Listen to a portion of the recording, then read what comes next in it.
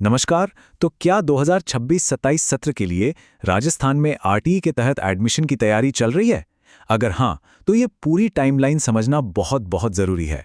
तो चलिए साथ मिलकर इस पूरी ऑफिशियल टाइम सारणी को एकदम आसान स्टेप्स में समझते हैं। तो अगर आरटीई प्रवेश की तैयारी में जुटे हैं, तो बिल्कुल सही जगह आए हैं। देखिए, अगले कुछ मिनटों में हम आवेदन से लेकर फाइनल एडमिशन तक हर एक ज़रूरी तारीख पर बात करेंगे। मकसद ये है कि कोई भी जरूरी स्टेप छूट ना जाए। तो एक नजर डालते हैं कि आज हम क्या क्या कवर करने वाले हैं।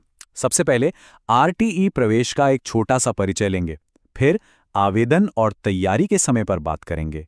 इसके बाद लॉटरी और पहले आवंटन को समझेंगे, फिर देखेंगे कि दूसरा और तीसरा चरण कैसे काम करता है, और आखिर में सारी जरूरी तारीखों पर एक नजर डालेंगे। तो चलिए शुरू करते हैं। सबसे पहले तो ये सवाल आता है कि भाई ये ऑफिशियल टाइम फ्रेम आखिर बनाया ही क्यों जाता है। देखिए, इसका सीधा सा मकसद ये है कि पूरे राज्य में हर स्कूल में एडमिशन की प्रक्रिया एक जैसी और एकदम पारदर्शी हो।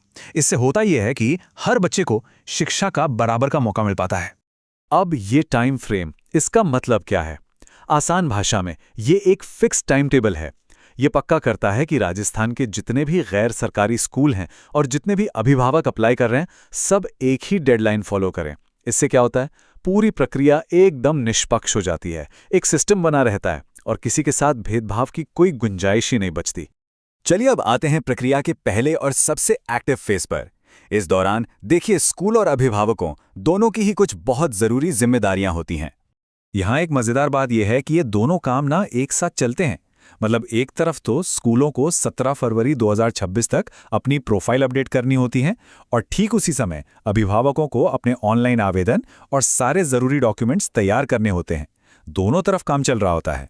तो अब वो तारीख आती है जिसे कैलेंडर में सबसे पहले मार्क कर लेना है, 4 मार्च 2026। ये ऑनलाइन आवेदन करने की आखिरी तारीख है। ये याद रखना ज़रूरी है कि प्रोसेस 20 फरवरी से ही शुरू हो जाएगा। तो एक सलाह है, बिल्कुल आखिरी दिन का इंतज़ार मत कीजिएगा। ठीक है, तो एक बार एप्लीकेशन का काम पूरा हो गया, उसके बाद मार्च का महीना बहुत ही ज़्यादा अहम हो जाता है। क्यों? क्योंकि इसी महीने में लॉटरी निकलेगी और पहले राउंड का एडमिशन फाइनल होगा। तो चलिए इसकी डेट्स देखते हैं। तो देखिए, 6 मार्च को ऑनलाइन लॉटरी से वरीयता क्रम तय होगा, मतलब कि एडमिशन लिस्ट में किसका नाम ऊपर रहेगा और किसका नीचे। इसके ठीक बाद 6 से 11 मार्च तक चॉइस फिलिंग का मौका मिलेगा। ये बहुत ज़रूरी स्टेप है, क्योंकि इसमें अपनी पसंद के स्कूलों का ऑर्डर बदला जा सकता है। और फिर 13 मार्च को पहले राउंड के रिजल्ट्स आ जाएंगे। अब सिर्फ स्कूल मिलना ही काफ़ी नहीं है, उसके बाद का प्रोसेस भी उतना ही ज़रूरी है। 13 मार्च को जैसे ही स्कूल अलॉट होता है, अभिभावकों को 13 से 21 मार्च के बीच में उस स्कूल में जाकर अपने डॉक्यूमेंट्स वेरीफाई करवाने होंगे। और हाँ, अगर कोई भी समस्या या शिकायत होती है तो उसके समाधान के लिए भी 13 से 25 मार्च तक का समय दिया गया है। मान लीजिए पहले राउंड के बाद भी स्कूलों में कुछ सीटें खाली रह जाती हैं, तो चिंता की कोई बात नहीं है।